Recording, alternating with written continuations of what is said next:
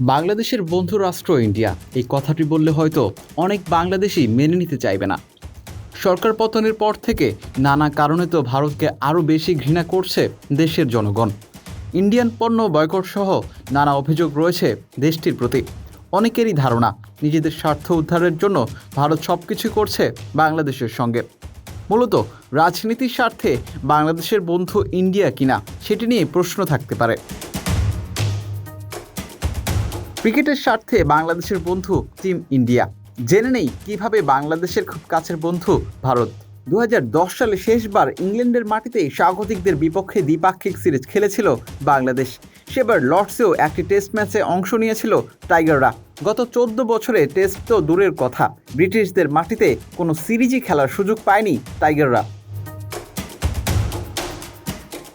আরেকদিকে অস্ট্রেলিয়াতেও দীর্ঘ 16 বছরের বেশি সময় ধরে কোনো সিরিজ খেলছে না নাজমুল হোসেন শান্তর দল।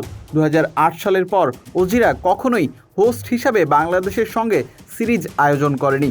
তাসমান পাড়ের আরেক দেশ নিউজিল্যান্ড 2017 থেকে 2021 সালের মধ্যে বাংলাদেশকে 3 বার আমন্ত্রণ জানিয়েছিল।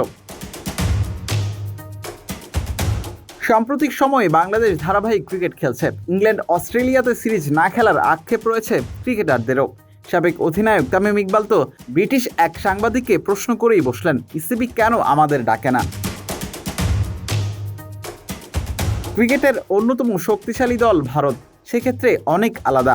ভারতের মাটিতে 2017 সালে হায়দ্রাবাদ টেস্ট, 2019 টেস্ট চ্যাম্পিয়নশিপে 2 টেস্ট এবং 3 টি-20 খেলেছে লাল সবুজরা।